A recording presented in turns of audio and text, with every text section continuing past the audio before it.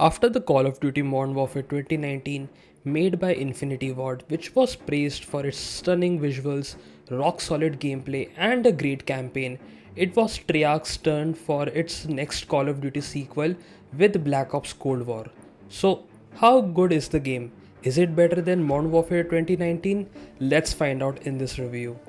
So, the Call of Duty Black Ops Cold War experience is mainly divided into three parts: the campaign, the multiplayer, and the zombies. So, let's talk about each of these parts in detail. The campaign will have spoilers, so if you wish to avoid it, kindly move to the timestamp accordingly. Starting off with the campaign, the story revolves around Perseus, a figure who was working in the shadows planning to tilt the balance of power in favor of Russia during the Cold War by detonating nuclear bombs in all major European cities and putting the blame on the US government. President Ronald Reagan tasks Russell Adler to prevent this nuclear attack with the help of various operatives like Alex Mason, Frank Woods, Jason Hudson from the past Black Ops games, and Bell, the codename of the protagonist and the one who we play mostly as in the campaign. The campaign after the initial mission starts with you personalizing your character with its military background and certain psychological profiles, which are like the perks you take directly impact your gameplay, like increased bullet damage, decreased ADS time, more health, etc., which directly impacts gameplay, and it's kind of similar to character creators in many RPG games. There are few new additions also made in the campaign, like an evidence board to brief about the new missions, which also acts as an headquarters and collects and examines the evidence collected throughout the campaign. You get to interact and talk with various characters to know about them or know certain things about the story and its associated characters. This feels charming, allowing one to give a break from all the shooting and allows the player to take a step back and relax in the headquarters.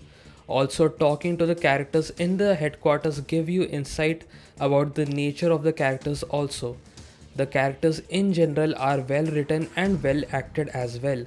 Although there are certain changes in the voice actors of Mason and Woods, but the new voices are similar and are in line with the previous voice acting of these characters. There are side missions also in the game as well for the first time in COD, in which collecting evidence will indirectly impact your mission significantly. Although the side missions aren't much interesting as they are rudimentary, the missions have simple objectives to complete and leave after doing those. The main highlighting character of the entire campaign is Russell Adler, and he is the character we spend the most time with in the campaign. He is charming and seems confident to know what he is doing. The best moments of the campaign were those quiet moments where the guns were holstered, which made the further moments with shooting and explosions feel more impactful. Especially the mission where you need to infiltrate the KGP headquarters with the help of the double agent. There are other interesting things in the campaign as well, like the arcade games you could play when you go to the arcade section of one of the missions, which is a neat little detail added to the game and which is a throwback to the early days where we used to play games on the arcade and had a blast. Those great days. For the people who have played Black Ops 1, the campaign narrative direction can be very similar, but the execution of the campaign with its structure is very different. Campaign overall is very interesting and well written, but the campaign is pretty short just like other COD campaigns. It's roughly about 4 to 5 hours including the side missions, and beside Adler, there are no other characters seem to play a significant role or seem that much interesting in the campaign. Even Mason and Woods from the past Black Ops games don't play a significant role in this game and act mostly like our sidekick during the campaign, which is a big shame as Woods and Mason played a significant role in the past Call of Duty campaigns. So overall it's good and refreshing with the new things added to the campaign with different plot twists, but feels short along with the second last mission feeling repetitive in its approach of story and last mission being slightly lackluster in terms of payoff of the campaign I've played. 8 out of 10 in my opinion. After the awesome multiplayer of Modern Warfare 2019, with its overall gunplay, sound design, and most important of all, great multiplayer gameplay, with the addition of Tactical Sprint made the multiplayer of Modern Warfare 2019 one of the best in the series, even with its annoyances of time to kill. But all of those I will talk in a later review of Modern Warfare 2019. So the $1 million question is if Black Ops Cold War multiplayer is better or not than Modern Warfare 2019. And the answer is no, but it's still better than Modern Warfare 2019 in some few ways, but being far worse in other many ways. Firstly, the attachments have very few or almost no drawbacks, so it's almost all the time net positive for using the attachments in the game. But it also have a downside that if you started grinding for a weapon, you might be at a disadvantage in gunfights because of no attachments on the gun. Multiplayer feels like the classic good old days of COD, with gun feeling nice and responsive with fuller sounds of weapons. Although it's not on par with the previous sequel of Modern Warfare 2019, but it's still good. The player lobby you go against is highly variable. One match you play fine scoring a victory having a great KD ratio, but on other game you might get absolutely dunked on. Although this problem is less of an issue nowadays since the player lobby is less, as most of the players have now moved on to next installments of the game, which is typical SBMM problem and which is a problem in most of the CODs. Map design mostly follows the 3-lane design, but it has a twist of the lanes having branches for more ways to approach, as well as some of the previous COD maps like Jungle and the beloved Nuketown in the form of Nuketown 84 map has returned, which isn't my favorite map as compared to the vibrant and simple nature of the Nuketown map. This variant of Nuketown map looks dirty, grungy, and visually overall cluttered aesthetic, which is accompanied by random graffitis all across the map. Although many people like the new spin of the Nuketown with its feel being similar to Rage 2 or Far Cry New Dawn with its post-apocalyptic aesthetic seen in those games.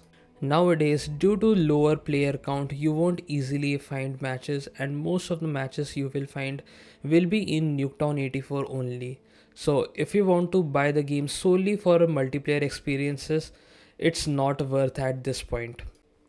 One more point to add that the multiplayer progression is shared between Black Ops Cold War and Modern Warfare 2019, which is a neat thing for anyone who has played Modern Warfare 2019 and then plays Black Ops Cold War.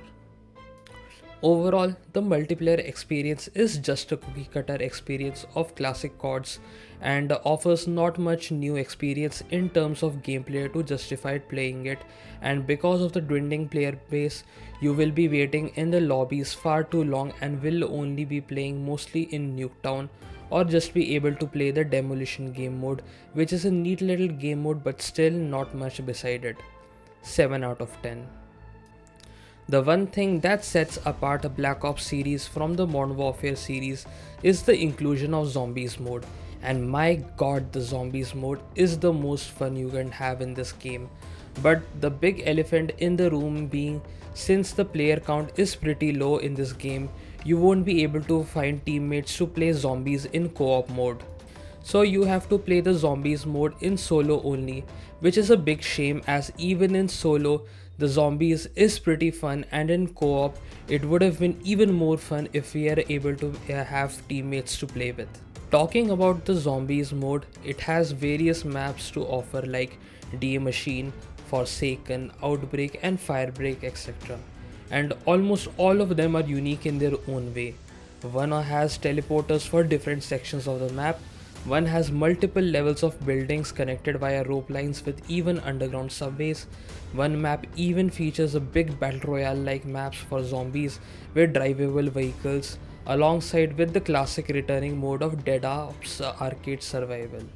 So in terms of variety and content, currently there is lot to offer and play for.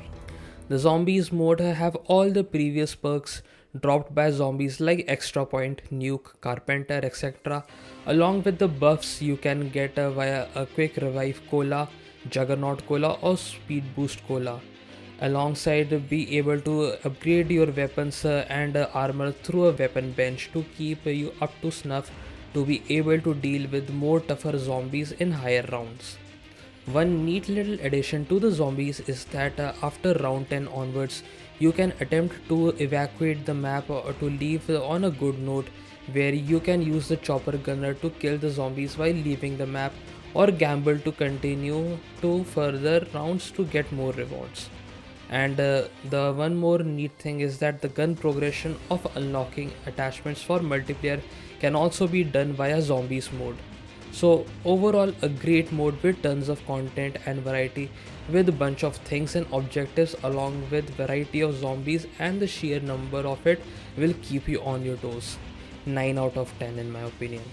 So let's conclude the game as a whole. In my opinion, if you're looking for a great or a new COD multiplayer experience, it doesn't have much to offer. However, its single player campaign and zombies mode should give you enough of a reason to consider this game. If you're looking for a solid multiplayer experience, play Modern Warfare 2019 instead, or other future COD titles. So 8 out of 10 for the whole game. So in the end, I just want to say thank you so much if you have come to this part of the video, and if you liked the video, then kindly consider dropping a like, and if you want to see future game reviews, then kindly consider subscribing. Thank you so much. This is me, Zeph, signing out.